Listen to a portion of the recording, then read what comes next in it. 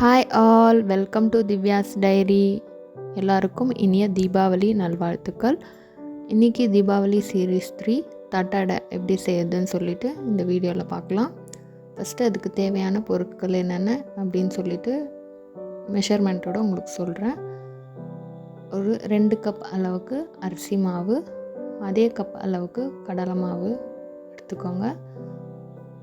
அப்புறமா ஒரு 4 table spoon கடலைப்பருப்பு ஒரு 2 மணி நேரம் ஊற வச்சு அதையும் நல்லா வாஷ் பண்ணி அதையும் ஆட் பண்ணிக்கோங்க.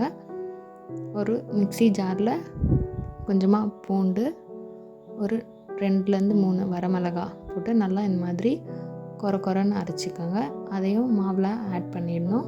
நல்லா வாசனையாக இருக்கும், நல்லா ஃப்ளேவர் கொடுக்கும் தட்டடைக்கு. அப்புறம் கொஞ்சமாக சீரகம், தேவையான அளவுக்கு மிளகாத்தூள், மஞ்சத்தூள், உப்பு, பெருங்காயம் எல்லாம் ஆட் பண்ணி நல்லா மிக்ஸ் பண்ணிக்கோங்க. நல்லா மிக்ஸ் பண்ணிவிட்டு நல்லா கொதிக்கிற எண்ணெயை ஒரு 2 கரண்டி அளவுக்கு ஊற்றி மாவு எல்லாம் உப்பு காரம் எல்லாம் நல்லா மிக்ஸ் ஆகிற மாதிரி நல்லா மாவை கலரிக்கணும். ஆயில் ஹீட்டாக இருக்கிறோம், கொஞ்ச நேரம் கை பொறுக்கிற சூட்டில் நம்ம பிசைஞ்சால் போதும். அப்புறம் கொஞ்சம் கொஞ்சமாக தண்ணி ஆட் பண்ணி நல்லா சப்பாத்தி மாவு அளவுக்கு பிசைஞ்சிக்கணும். ரொம்ப ஹார்ட் ஆக்கிடக்கூடாது, மாவை நல்லா சாஃப்டாக இருக்கணும். அதே டைம் ரொம்ப இழுன்னு ஆக்கிடக்கூடாது. சப்பாத்தி மாவு அளவுக்கு பிசைஞ்சால் போதும். நல்லா பிசைஞ்சிக்கலாம்.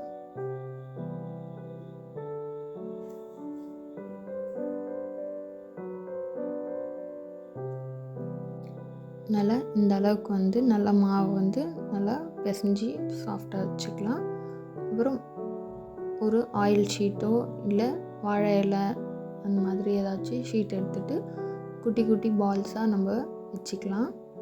நான் ஒரே டைமில் 4 ப்ரெஸ் பண்ணுறதுக்காக 4 உருண்டை வச்சு ஒரு கிண்ணம் வச்சு நல்லா ப்ரெஸ் பண்ணிக்கிறேன்.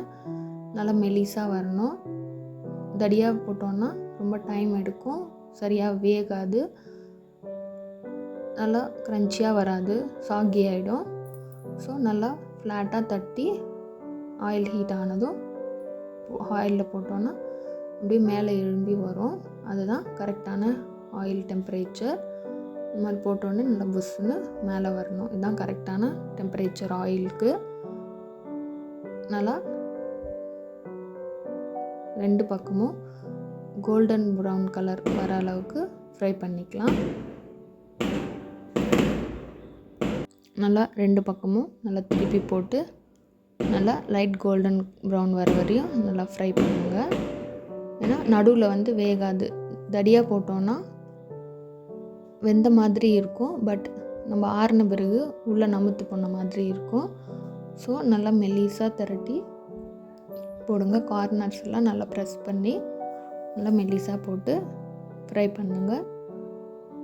ஈஸி அண்ட் டேஸ்டியான தட்டடை ரெடி.